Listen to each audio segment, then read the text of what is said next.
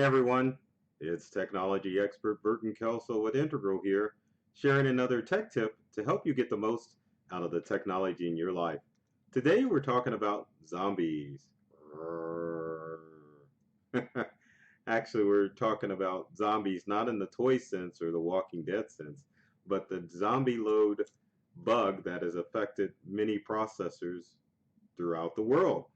It's been recently discovered that since 2011, a ZombieLoad processor bug has been in all the processors that are in modern computers. So if you own a Windows or a Macintosh computer or a tablet, it's a good chance you're running a Intel processor, and it's a good chance too that you could be affected by the ZombieLoad bug.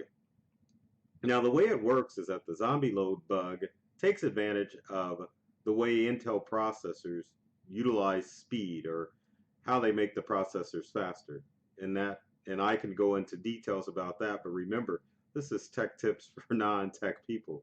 All you tech heads out there can go to another channel if you want to know the ins and outs. But to make it simple, basically the zombie load takes advantage of what Intel did in order to speed up processors. So what can you do to make sure that you're safe? Well, there's several things that you can do to see if your computer has an Intel processor and to make yourself safe. So we're going to switch screens like we always do. Take a look at some of the identifying things of the zombie load virus, or not virus, but bug, and find out what you can do in order to protect yourself. Let's switch screens like we always do. All right, so we've got our screen with our Intel processor in it. Now, if you have a computer, whether it be a desktop or a laptop, it's going to have this Intel processor on it. And usually, if you've got a Windows computer, it's got a sticker on it letting you know if it's got an Intel processor in it or not. Now, Macintosh users and some tablet users, you may not see a sticker on your computer, so I'll quickly identify how you can find out if you've got an Intel processor. So going back to our desktop here, this is an example of a Windows computer. So if you've got an Intel sticker on it, and it doesn't matter if it says Core i7 or i5 or i3, if it's got an Intel sticker on it like this, then it means that you have an Intel processor in your computer. Now, what if you've got a Macintosh computer? Let's see if we can make that happen. If you've got a Mac, let's go ahead and maximize and go to our virtual connection of Mac. Let's see here. We've got a lot of alerts here, but let's ignore those. All right. Let's go to the Apple menu, and then let's go to About This Mac. Once you go to About This Mac, it'll let you know what type of processor you have in your computer. And let's close these alerts and go later. Now, as you can see on the screen that's popped up, it says that it's got an Intel Core i5 processor in the computer.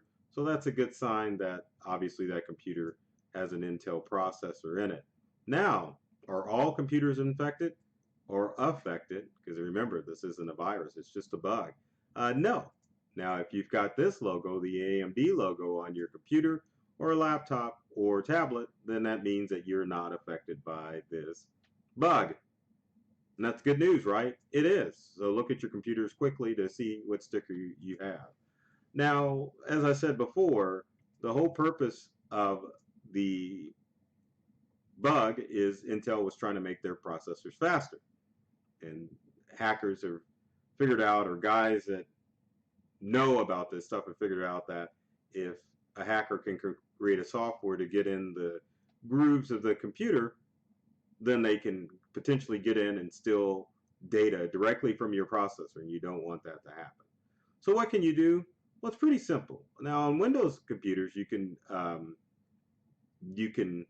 go to Windows Updates, and that's as simple as going to Windows Updates. So let's show you how to do that. And it's not that I don't know how. I know how to do it. Just trying to make it easier for you guys to. So let's switch back to our desktop. So if we go to our desktop, all you need to do on a Windows computer is to type in Windows Updates. Once you go to Windows Updates, it'll let you know that you've got the latest set of updates. You can check for updates and it'll download an update for your computer automatically. Now, if you're running Windows 7 or Windows 8 on your computer, then there's a good chance you may have to update your computer manually by just going to Windows Update and downloading the update. Now, what if you're a Macintosh user? Pretty darn simple. Now, if you've got Mojave, which is the latest version of Mac OS, you can download the update for Mojave by just going to the Apple menu, going to About This Mac, and there we go. And then once you go to About This Mac, the Mac menu will pop up, and then you can just click on Software Updates, and then lo and behold, your Macintosh computer will download the latest updates to make sure that you aren't a victim of the ZombieLoad bug. Almost said virus again. Don't want to do that. Now, other things that can take into consideration too, that since this is a processor fix, then it means it's kind of temporary. It's kind of a band-aid to help things work better on your computer. Now, if you find out that you download the fix and your computer is still running slow, there are several things that you can do to compensate. Number one would be to go out and get a solid-state hard drive.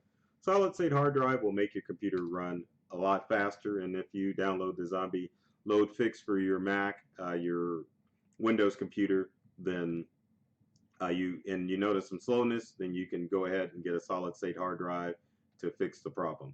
Last but not least, bad news is if you install a solid-state hard drive and with the bug fix, your computer is still running slow, unfortunately, you're probably going to have to go out and get a brand new computer. So that's the downside about having the ZombieLoad bug, because it definitely can cause problems with your computer, and you may have to end up getting a new computer, which is pretty catastrophic considering what's going on with this processor fix.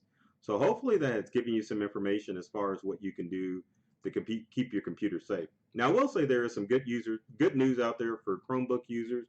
If you have a Chromebook and it's got an Intel processor in it, then you're in good shape, because your updates will download automatically, and there's really nothing that you have to worry about.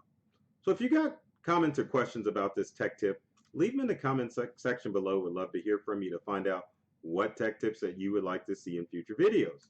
And if you like the zombie,